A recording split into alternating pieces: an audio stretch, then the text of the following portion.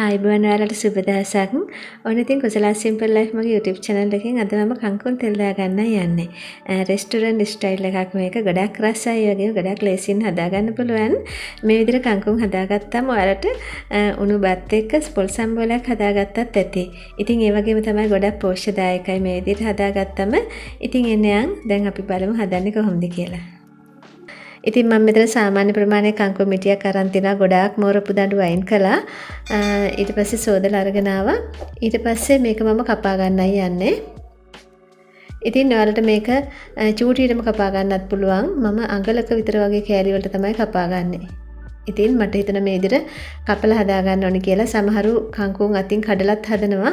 ඉතින් කංකුම් කියන්නේ ගොඩක් කැල්සියම් බහුල පලා වර්ගයක්. ඒ වගේම තමයි යකඩ, විටමින් ගොඩක් තියෙනවා. කංකුම් ඔයාලට ගෙදර පහසෙන් හිටව ගන්න පුළුවන්. පෝච්චි වල කවර වල හිටව ගන්න පුළුවන්. හොඳට වතුර දාන්න ඕනේ. වතුර දානවා නම් හොඳට හැදෙනවා කංකුම්, කිසිම ප්‍රශ්නයක් නැහැ. මම මේ විදිහට කපා ගත්තා. ඊට පස්සේ අපිට මේකට බිත්තර දෙකක් අවශ්‍ය වෙනවා. ඉතින් බිත්තර කන්න නැති අය මේක නිකන් හදාගන්න. එතකොට සාමාන්‍ය කංකුම් බැදුමක් වෙන්නේ මේක. ඊට පස්සේ මම බිත්තර දෙකට ලුණු චුට්ටක් දාගත්තා. ලුණු තේ හැඳි භාගයක් විතර. ඊට පස්සේ මේ විදිහට පොඩ්ඩක් තට්ටු කරලා මේක ගහ ගන්න.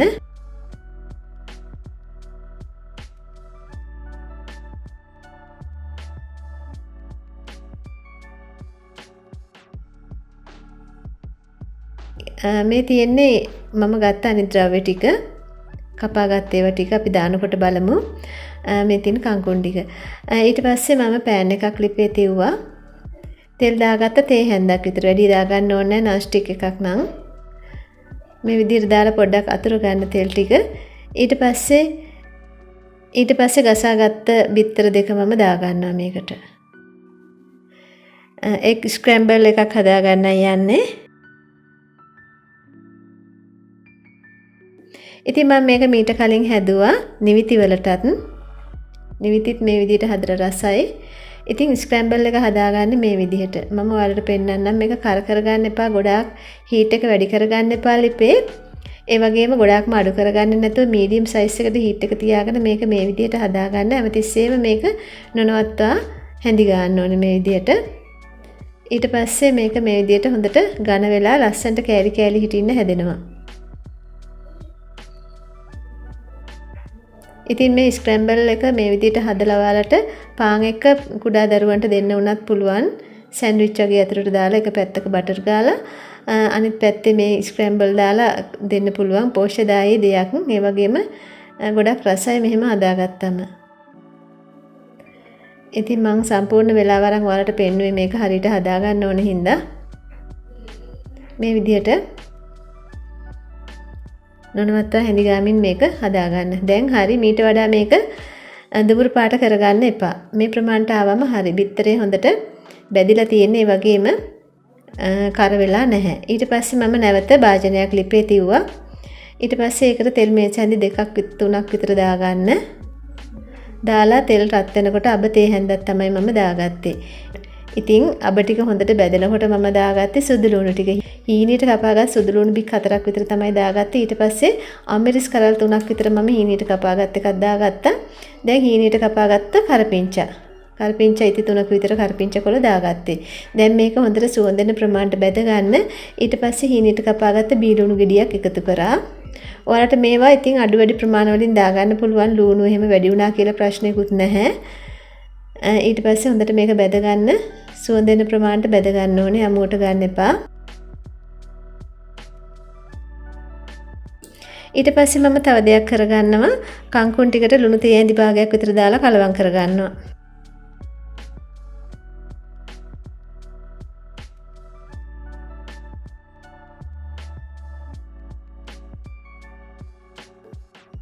ඉතින් දැන් ගානට බැදිලා තියෙන්නේ. මම කෑලි මිරිස් අවශ්‍ය ප්‍රමාණයට එකතු කරගන්න. මම මේකට දාගත්තේ තේ හැඳි 3ක් විතර. ඉතින් ඒක ඔයාලට අවශ්‍ය ප්‍රමාණයට දාගන්න. ඒ වගේම ඊට පස්සේ තක්කාලි ටික දාගත්ත. තක්කාලි ගෙඩියක් සාමාන්‍ය ප්‍රමාණයේ ගෙඩියක් තමයි මම කපලා ගත්තේ පොඩි කෑලි වලට. ඉතින් වැඩි වෙලා තියන්න එපා ගින්දරේ. කෑලි මිරිස් ටික කර වෙලා යයි. ඊට පස්සේ මම කංකුම් ටික එකතු කරනවා. ඉතින් කංකුම් වලට හොඳට ලුණු වැදිලා තියෙන හින්දා ආයෙ ලුණු දාන්න ඕනේ නැහැ. දැන් හොඳට මේක මිශ්‍ර කරගන්න. උඩයට පෙරලලා මේක ගොඩක් වගේ තිබුණට ටිකක් වෙලා යනකොට අඩු වෙනවා කංකුම් දන්නව ඇති ඔයාලා.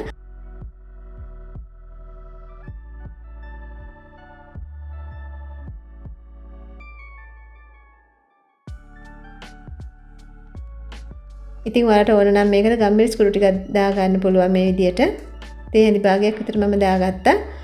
දැන් ලිප ගින්දර ටිකක් වැඩි කරලා මේක ඉක්මනින්ම කලවම් කරගන්න. වැඩි වෙලා ලිපේ තියන්න ඕන නැහැ.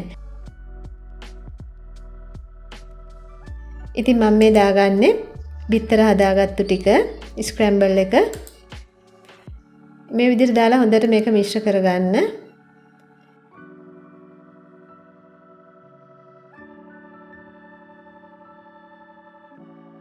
ගින්දර අඩු කරගන්න එපා. එතකොට දිය ගතියක් උණයි.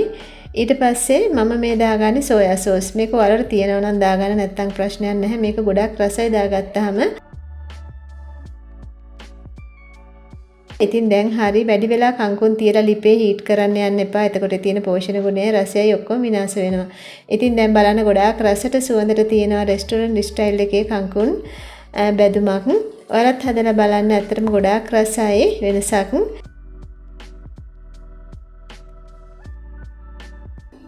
මම ඉතුරු වෙලා තිබිච්ච එක් ස්ක්‍රැම්බල් ටිකකුත් මේ විදිහට උඩින් දාගත්තා. දැන් ලස්සනට වලට පිළිගන්නන්න පුළුවන් කැමේසට යවන්න පුළුවන්. ගොඩක් සිත් ඇද ගන්න අසලු වගේම රසවත් කෑමක්. ඉතින් මේ වගේ වටිනා වීඩියෝ බලන්න ඔයාලා මාත් එක්ක එකතු වෙන කුසලා සිම්පල් ලයිෆ් මගේ YouTube channel එකත් එක්ක ඒ වගේම තාම අලුත් එක්ක ඉන්නම් මගේ channel එකට subscribe එකක් දාලා එකතු වෙන්න. ඉතින් අදහස් ලියන්න, like කරන්න, share කරන්න යාළුවන්ටත් බලන්න FB වල එහෙම. නැවත මේ වගේ වටිනා වීඩියෝ එකකින් අපි හමු වෙමු ගිහින් එන්නම්. මම කුසලා සුබ දවසක් නිරෝගී දිවියක් ඔයාලා සියලුම දෙනාට.